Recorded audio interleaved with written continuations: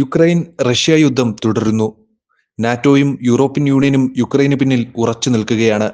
America എതിർചേരിയിലുമാണ്. റഷ്യയോട് അവർ അടുക്കാനും ശ്രമിക്കുന്നു. എന്നാൽ ട്രംപിന്റെ തന്ത്രങ്ങളൊന്നും പുടിനു മുന്നിൽ വിലപ്പോവില്ല. പുടിൻ ട്രംപ് ചർച്ചകളുടെ ഫലം അനുസരിച്ചിരിക്കും റഷ്യ US ബന്ധത്തിന്റെ ഭാവി. അതിനിടയിൽ ട്രംപും യൂറോപ്യൻ രാജ്യങ്ങളും തമ്മിലുള്ള അഭിപ്രായ ഭിന്നത ശക്തമായി തുടരുകയാണ്. സൗദിയിൽ അമേരിക്കൻ പ്രതിനിധിയും യുക്രൈൻ പ്രതിനിധിയും തമ്മിൽ വെടിനിർത്തൽ ചർച്ചകൾ നടത്തി. വെടിനിർത്തലിന് തയ്യാറാണെന്ന് സെലൻസ്കി സമ്മതിച്ചിട്ടുണ്ട്.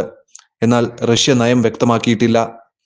അതിനിടയിലും റഷ്യ യുക്രൈൻ പോരാട്ടം അതിശക്തമായി തുടരുന്നു. ഇപ്പോഴിതാ മറ്റൊരു യൂറോപ്യൻ രാജ്യം സൈനിക ശക്തി കൂട്ടുന്നതായി റിപ്പോർട്ട്. നാറ്റോ അംഗമായ പോളണ്ടാണ് തിരക്കിട്ട് മുന്നൊരുക്കം നടത്തുന്നത്. 1,00,000 സന്നദ്ധ സേവകരെ പരിശീലിപ്പിക്കാനുള്ള വമ്പൻ പദ്ധതിയാണ് പോളിഷ് പ്രധാനമന്ത്രി ഡൊണാൾഡ് ടസ്ക് പ്രഖ്യാപിച്ചിരിക്കുന്നത്. 2027ഓടെ ഇവരുടെ പരിശീലനം പൂർത്തിയാക്കാനാണ് ഉദ്ദേശിക്കുന്നത്. ഇതിന്റെ ലക്ഷ്യം എന്താണെന്ന ചോദ്യമാണ് പ്രധാനമായും ഉയരുന്നത്. 5,00,000 സൈനികരെ വാർത്തെടുക്കുകയാണ് ലക്ഷ്യം. അതായത് ഇപ്പോഴത്തെ സൈനിക ശക്തിയിൽ നിന്ന് ഇരട്ടി വർധനവ്. ദേശവ്യാപകമായ പ്രതിരോധ തന്ത്രത്തിന്റെ ഭാഗമായി മന്ത്രിമാർ ഉൾപ്പെടെയുള്ള സർക്കാർ ഉദ്യോഗസ്ഥർക്ക് സൈനിക പരിശീലനം നൽകുമെന്നും ടസ്ക് പ്രഖ്യാപിച്ചിട്ടുണ്ട്. യുക്രൈനിൽ റഷ്യ ആക്രമണം ശക്തമാക്കിയതിന് പിന്നാലെയാണ് പോളണ്ടിന്റെ നടപടി. മാത്രമല്ല, നാറ്റോയ്ക്കും യൂറോപ്യൻ യൂണിയനുമെതിരെ ട്രംപ് നിലപാട് സ്വീകരിച്ചതും പോളണ്ടിന്റെ നീക്കത്തിന് പിന്നിലുണ്ടെന്നാണ് വിലയിരുത്തൽ. അതായത് സ്വന്തം നിലയിൽ യൂറോപ്യൻ രാജ്യങ്ങൾ സൈനിക ശക്തി വർദ്ധിപ്പിക്കാൻ തുടങ്ങുന്നു എന്നർത്ഥം.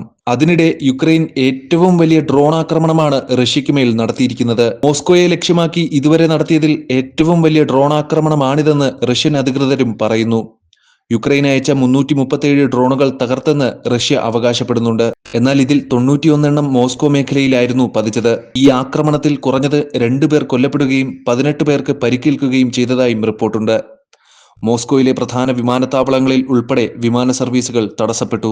റഷ്യയ്ക്ക് നേരെ സൈനിക നടപടികൾ നടത്തുന്ന സമയത്ത് തന്നെ സൗദി അറേബ്യയിലെ ജിദ്ദയിൽ US യുക്രൈൻ സമാധാന ചർച്ചകളും ആരംഭിച്ചിരുന്നു. സെലൻസ്കിയുടെ മുഖ്യ ഉപദേഷ്ടാവ് ആൻഡ്രി യെർമാക്കിന്റെ നേതൃത്വത്തിൽ വ്യോമസമുദ്ര വ്യോമാക്രമണങ്ങൾ നിർത്തിവെക്കാൻ ഉദ്ദേശിക്കുന്ന കരാർ ചർച്ച ചെയ്തിരുന്നു. എന്നാൽ കരാർ യുദ്ധം തീർക്കാനല്ല, വാഷിംഗ്ടണുമായുള്ള ബന്ധം പുനഃസ്ഥാപിക്കാനും US-ൽ നിന്ന് സൈനിക സഹായം വീണ്ടും ലഭ്യമാക്കാനുമായിരുന്നു എന്നാണ് ഇതിലൂടെ വ്യക്തമാക്കുന്നത്. US state secretary Marco Rubio സമാധാന കരാറിന്റെ ഭാഗമായി യുക്രൈൻ കൈവശം വെച്ചിരിക്കുന്ന ചില പ്രദേശങ്ങൾ റഷ്യയ്ക്ക് വിട്ടുകൊടുക്കേണ്ടി വരുമെന്ന് സൂചിപ്പിച്ചിരുന്നു. തടവുകാരുടെ കൈമാറ്റം, സിവിലിയൻ തടവുകാരുടെ മോചനം, പലായനം ചെയ്യപ്പെട്ട യുക്രൈൻ കുട്ടികളുടെ മടങ്ങിവരവ് എന്നിവയിലെ ധാരണ ചർച്ചയായി. ചർച്ചകളിൽ യൂറോപ്യൻ യൂണിയൻ പങ്കാളിത്തം ഉറപ്പാക്കണമെന്നും യുക്രൈൻ ആവശ്യപ്പെട്ടിട്ടുണ്ട്. യുക്രൈന് നൽകി വന്ന ഉപഗ്രഹ ചിത്ര സഹായത്തിന് താൽക്കാലിക നിയന്ത്രണം ഏർപ്പെടുത്തി അമേരിക്ക ചില സമ്മർദ്ദ തന്ത്രങ്ങൾ നടപ്പിലാക്കി. സൈനിക സഹായവും ഇന്റലിജൻസ് പിന്തുണയും നിർത്തിവെച്ചതിന് പിന്നാലെയാണ് യുക്രൈൻ വഴങ്ങിയത്. റഷ്യയുമായി സമാധാന ചർച്ചയ്ക്ക് തയ്യാറാകാൻ യുക്രൈന് മേൽ സമ്മർദ്ദം ശക്തമാക്കുകയാണ് US. വെടിനിർത്തൽ സന്നദ്ധത അറിയിച്ചെന്ന് യുക്രൈൻ വിദേശകാര്യ മന്ത്രാലയം പ്രസ്താവന ഇറക്കിയിട്ടുണ്ടെങ്കിലും റഷ്യ കൂടി നിബന്ധനകൾ അംഗീകരിക്കേണ്ടതുണ്ട്. പുതിയ സാഹചര്യത്തിൽ ഇനി അതും പ്രതീക്ഷിക്കേണ്ടെന്നാണ് വിലയിരുത്തൽ.